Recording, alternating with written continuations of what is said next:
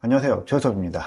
네, 애플의 9월 이벤트가 막 끝났습니다. 네, 제품은 예상했던 대로 아이폰 15, 15 프로, 그리고 애플워치 시리즈 9, 그리고 애플워치 울트라 2가 나왔습니다.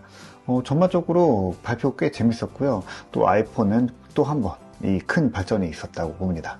네, 이 애플워치는 기능적인 요소보다는 이 환경에 대한 부분이 좀 소름 끼친다라고 생각되는 부분도 있었거든요.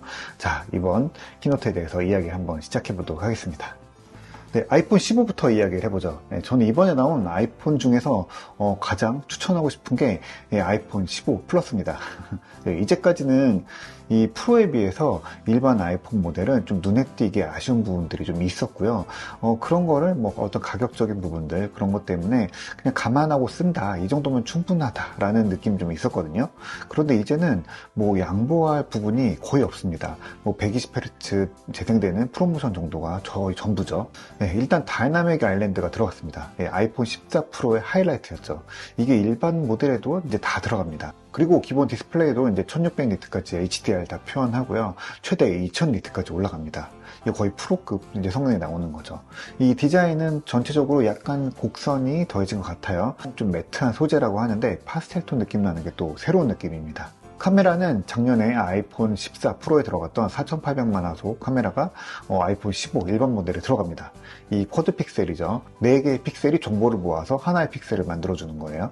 네, 카메라 렌즈는 2개 있지만 아이폰 14 프로에서 보여줬던 2배 정도 됩니다. 이거는 4800만 화소의 가운데 부분을 잘라서 딱 2배 줌 정도로 보여주는 거죠. 그래서 화질 손실 없이 망원을 만들어내는 거죠. 이 일반 아이폰은 이 망원 렌즈가 없어서 그게 조금 아쉬운 부분이 있었는데 그 부분이 완전히 해소되는 것 같습니다. 네, 물론 뭐 3배 이상 뭐 이런 것들은 디지털 줌을 써야 되긴 하지만 저도 뭐 인물 사진으로 찍을 때 가장 많이 찍는 비율이 2배였거든요. 그러니까 일상적으로 가장 많이 쓰는 그 영역을 제대로 커버한다는 겁니다. 네, 프로세서는 지난해 아이폰 14 프로에 들어갔던 A16 바이오닉이 들어갑니다.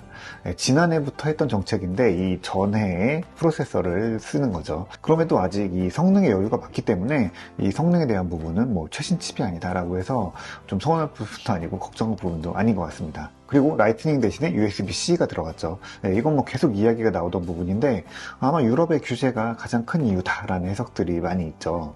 이 아이폰으로서는 단자를 바꾸는 거 굉장히 큰 변화지만 또 우리 일상에서는 뭐 언제 그러냐는 듯이 자연스럽게 쓸 거예요. USB-C는 이미 가장 많이 쓰고 있는 포트잖아요.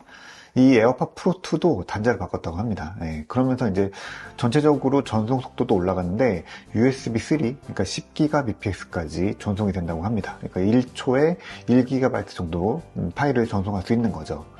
이건 이제 아이폰이 찍어내는 콘텐츠 용량이 비약적으로 늘어나는데 그걸 다른 기기로 옮겨서 뭐 편집하고 또 소비하고 뭐 이러는데 굉장히 중요한 부분이기도 합니다. 포트 바꾸는데 오래 걸리긴 했지만 전반적으로 환영하는 부분입니다. 네, 그래서 아이폰 15 그리고 15 플러스는 뭐 한마디로 보면은 일상에서 가장 완벽한 아이폰이 나온 것 같다라고 저는 봅니다. 슈퍼노멀이라는 말 있잖아요. 네, 그냥 이제까지 생각했던 기본적으로 스마트폰에 필요한 부분들 다 아낌없이 다 들어갔어요.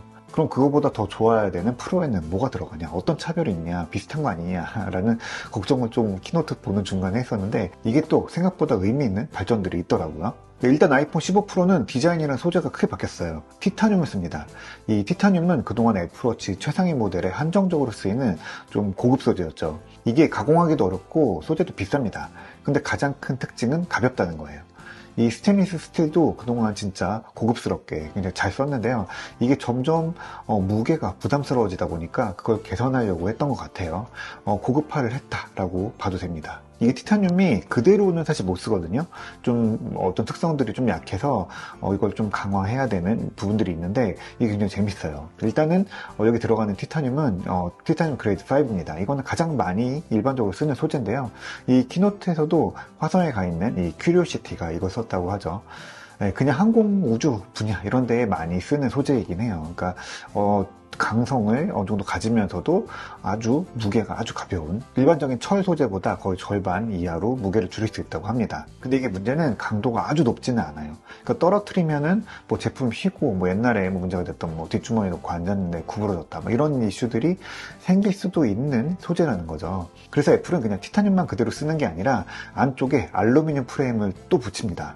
아주 소재 강화로 미친 거죠. 철근 콘크리트처럼 두 가지 소재를 겹쳐서 무게와 강도, 촉감 같은 소재의 역할을 극단적으로 다 끌어낸 거죠. 그러면서 이 화면 주변에 베젤 테두리를 또 크게 줄였습니다.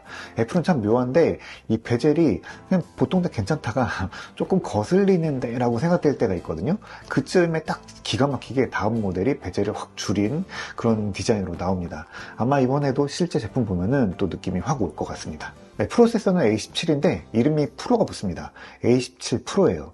이 이름은 그냥 추측이긴 하지만 이제 애플이 H칩의 라인업도 M처럼 일반, 프로, 맥스처럼 이런 식으로 나눌 수 있다라는 걸로 읽히긴 합니다.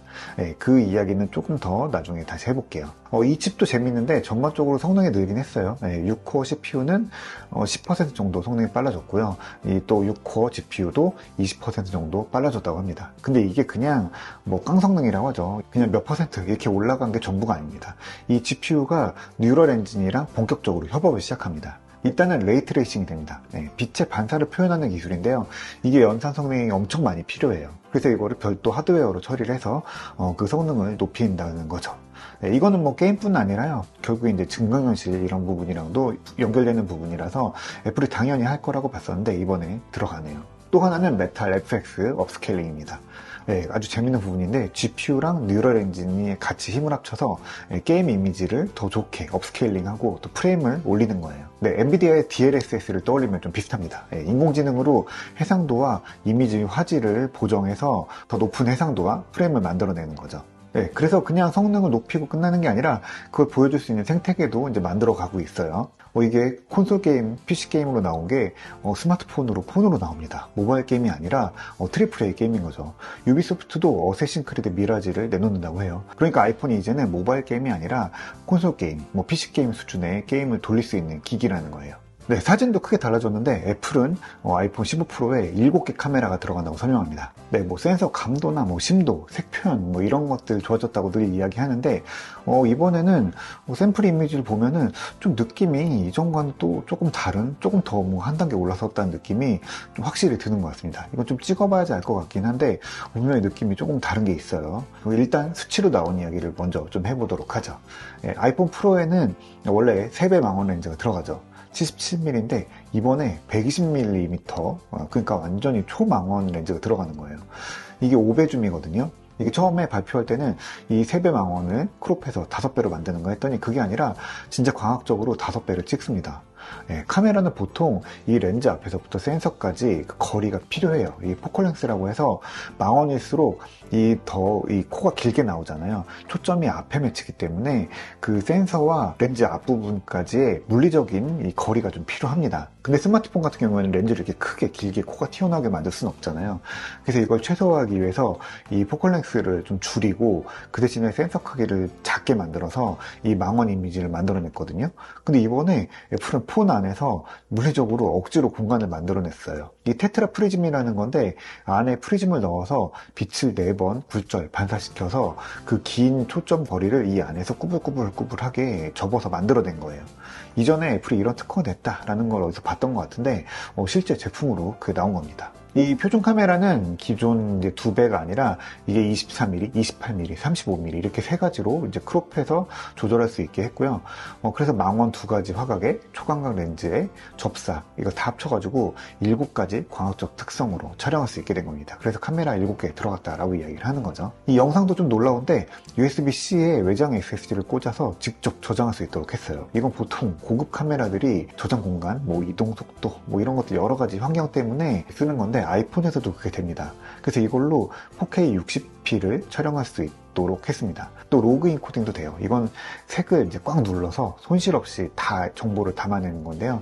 그것까지 적용이 됐습니다. 확실히 카메라로서는 또 한 단계 확실히 올라선 진짜 프로 카메라의 어떤 역할을 해내는 것 같아요. 그래서 전반적으로 이번 아이폰 15는 또 기대 이상의 큰 변화를 했다고 봅니다. 물론 이 스마트폰 발전에 대한 방식 또 흐름은 기존이랑 비슷하죠. 더 나은 성능, 인공지능, 카메라 이런 거긴 한데 이 프로를 통해서 이제 이종 컴퓨팅이 본격화되기 시작했고요. 완전히 새로운 방식의 처리가 시작됐다라는 거를 이번에 볼 수 있었습니다. 그러면서 또 일반 아이폰 15는 이전 세대까지, 그러니까 지금 선에서 가장 상식적인 한에서 풀어낼 수 있는 고급 기술들을 다 심어놨다는 거예요. 두 라인업의 차이가 확실히 의미가 있고, 또 이게 그냥 단순한 급 나누기가 아니라 프로와 일반 이용자 사이에 적절한 선이 그어졌다고 봅니다. 네, 아이폰 이야기는 이쯤 하고요. 애플워치 이야기로 넘어가 볼게요. 그 영상도 이어서 봐주세요.